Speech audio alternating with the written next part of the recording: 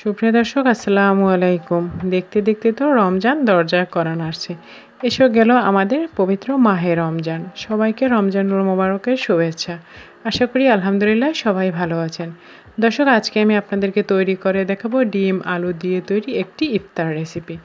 ডিম আলুর কাবাব। এটি তৈরি করা যেমন সহজ আর খেতেও দারুণ লাগে। এটি বাচ্চা বড় যে কেউই পছন্দ করবে আর ইফতারের জন্য একটি পারফেক্ট রেসিপি। তো চলুন দেখে নিই কীভাবে এই কাবাব রেসিপিটি তৈরি করব।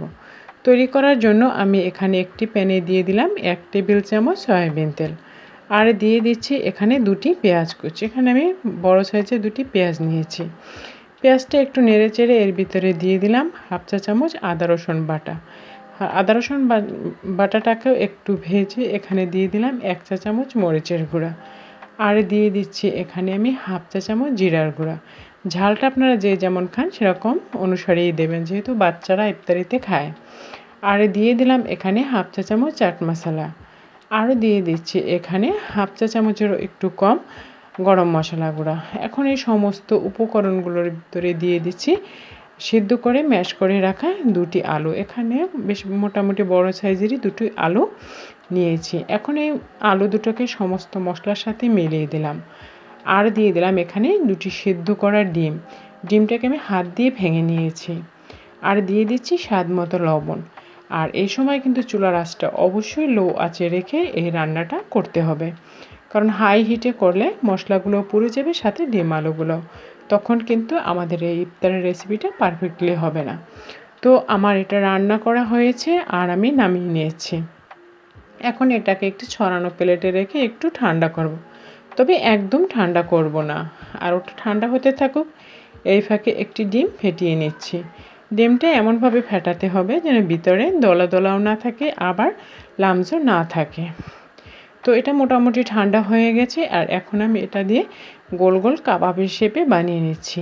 আপনারা চাইলে কিন্তু ট্রায়াঙ্গেল কিংবা স্কোয়ার শেপেও তৈরি করতে পারেন, তবে এই শেপটা দেওয়া যেমন সহজ আর হয়েও যায় তাড়াতাড়ি, তাই আমি এভাবেই বানিয়ে নিচ্ছি। তো দেখুন একটি নাস্তা আমার বানানো হয়ে গেছে, আর এটাকে আমি প্রথমে ময়দায় কোট করে নিলাম, কারণ ময়দায় কোট করলে এরপরে যে কোটগুলো করবো সেগুলো খুব ভালোভাবে হবে।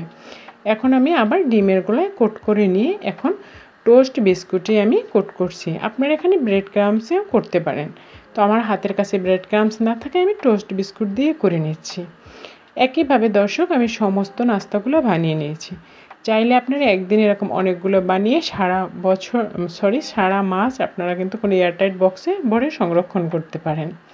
তো আমি আজকে সংরক্ষণ করছি না, আমি এখন ভেজে নেব। তো সেজন্য একটি প্যানে আমি তেল দিয়ে দিয়েছি, আর তেলটা কতটা গরম হয়েছে সেটা দেখে নিলাম। তেলটা ঠিকমতো গরম হতে হবে, আর তবে ওভারকুক মানে যেটা বলে মানে অতিরিক্ত গরম তেলে দিলেও কিন্তু এটা পুড়ে যাবে। যেহেতু এখানে সব কিছুই সিদ্ধ করে, এখানে নতুন করে সিদ্ধ হবার কিছুই নেই, শুধু উপরটা ভাজলেই হবে। হালকা আঁচে এগুলোকে ভেজে নেব।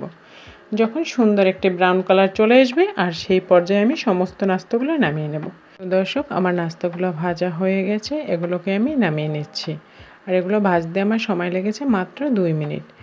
আর একইভাবে আমি বাকি নাস্তাগুলোকেও ভেজে নেব। তো দর্শক আমার সমস্ত নাস্তাগুলো ভাজা হয়ে গেছে। দেখুন মাশাআল্লাহ কতটা সুন্দর হয়েছে, দেখে কিন্তু বোঝাই যাচ্ছে না যে এটা ডিম আলুর তৈরি কাবাব। আর এরকম একটি কাবাব রেসিপি যদি আমাদের ইফতারে থাকে তো আর কি লাগে, বাচ্চা বড় সবাই কিন্তু অনায়াসেই পছন্দ করবে। আর আশা করি আপনারাও আমার এই সহজ রেসিপিটি পছন্দ করবেন। যদি রেসিপিটির এতটুকু কোনো অংশ ভালো লাগে, অনুরোধ রইল একটি লাইক দেওয়ার, এবং ফ্যামিলি ফ্রেন্ডসদের সাথে শেয়ার করবেন, আর আমাকে কমেন্ট করে জানাবেন রেসিপিটি কেমন হয়েছে।